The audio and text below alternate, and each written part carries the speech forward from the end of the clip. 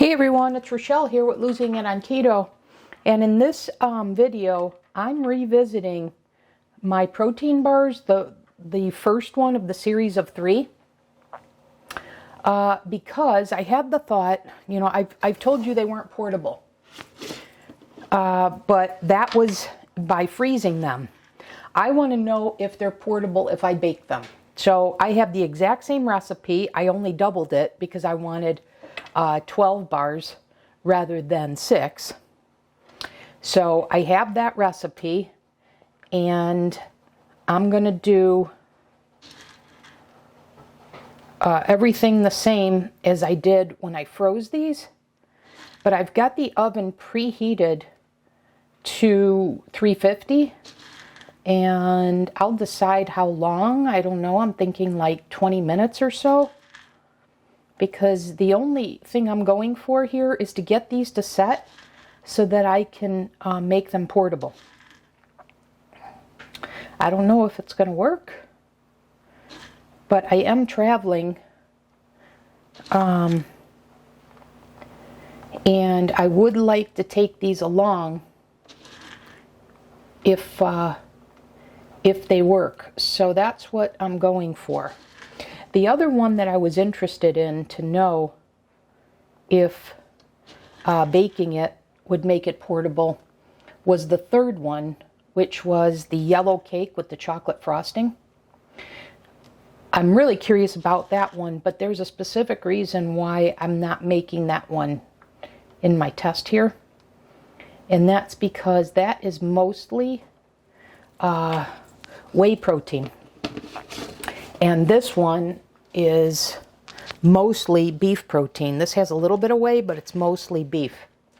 So I wanted a beef-based protein. So this is the recipe I chose. I'm going to put this in the oven. Like I said, the oven's preheated to 350. I'm going to start with 20 minutes and go from there, and then I'll come back in the next segment and report back to you. Okay, back in the segment. So these have been in for 20 minutes. I just took them out.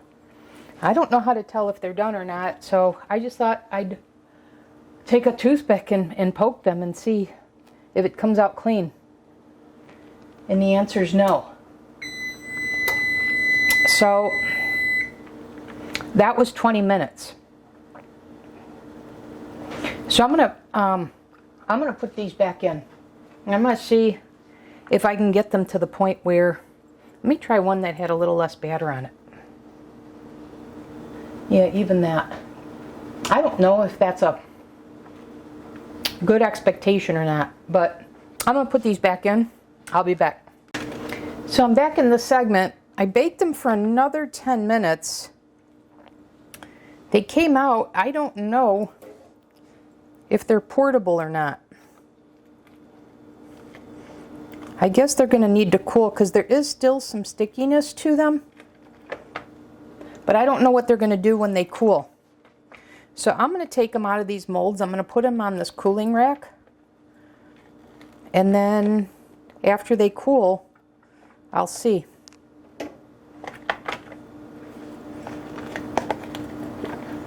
I don't know if baking them longer was the way to go.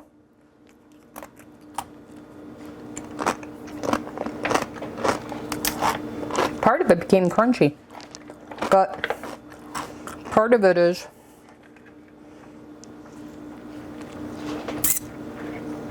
I guess like a brownie. No, I gotta let these cool to make a verdict here.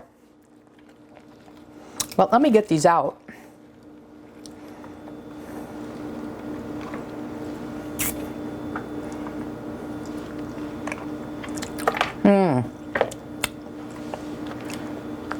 The inside is definitely like a fudgy brownie. See, this one needs more time. Okay, that's good to know. I guess that had more batter in it. This one does too. So that at least tells me that the baking did set them up. This needs more time. I think this tray that I put more of the batter in it needs more time. Yeah. So I'm going to put these back in because that second tray had less batter. And I'm going to let these cool. I'll be back. Okay, back in this segment. These have been enclosed in a bag for about 12 hours, so overnight. So we will see. They did firm up more as they cooled. They were delicious. I had one when it was still warm. But this absolutely works. Okay. So letting them cool was the key there. I just want to check all of them. They're pretty firm. I had to use a butter knife to go along the edges to get out the other tray.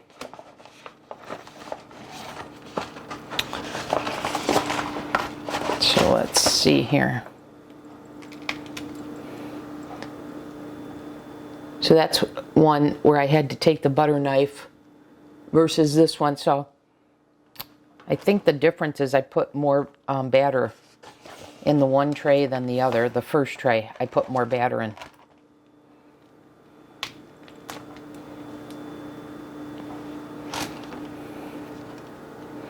Here's an example of that. And so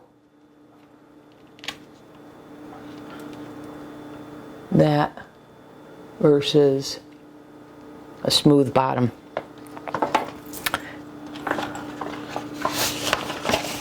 Okay, so these I can tell, the ones with the smooth bottom came out of the tray that I filled second, but emptied the first, if that makes sense. Because I did put that, the one tray back in for another 20 minutes at 350. Yeah, and these are all perfect. Okay, so let's see what we've got here. Let me take one that was harder to, I'll take this one that was harder to get out of the tray. So you hear there's a little bit of a crunch.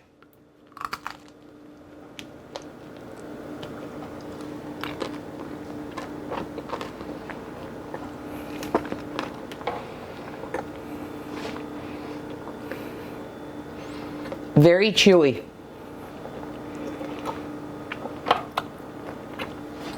Chewy and fudgy. This absolutely works. So guess what I'm taking on my trip with me?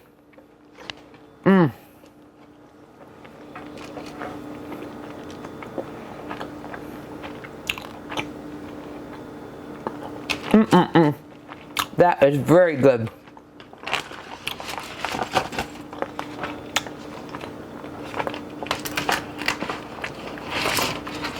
So there you guys go. If you bake this protein bar, it's portable. And maybe I'll report back after my trip for how they all worked, but I am absolutely taking these with me. Wow, that's nice. All right, you guys. I don't know if I'm going to close out the video here or report back. We'll see. But this works. And again, I love the fact that this is beef protein. I probably will come back in another segment and let you know how these worked on the trip. So stay tuned for that segment coming up next. So I'm back in this segment. I've gone on my trip and I wanted to report back to you that baking the protein bar absolutely worked beautifully. These were portable. I was able to put these in sandwich bags and then put them in my my crossbody bag or a fanny pack, and they fit perfectly. Kept me on my program. I was at a location where I was doing a lot of walking, and these worked beautifully.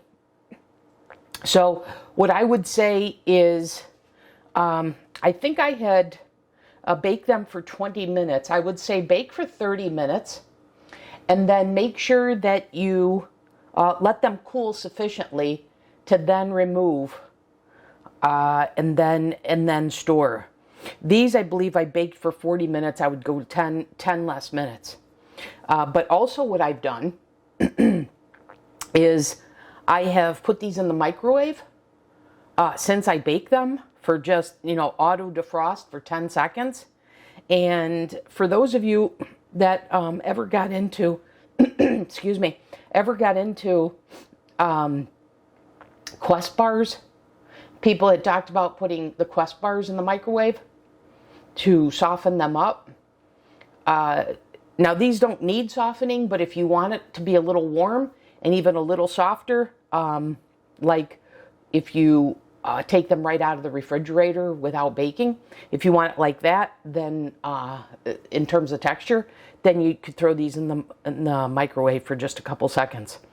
But in terms of portability, they certainly don't need the microwave. They worked beautifully. And like I said, 300 degrees for 30 minutes, and then let them cool sufficiently, because you may find that they're still, if you try to remove them too soon, you may find that they're still a little too sticky, etc. But that will resolve as you let them cool.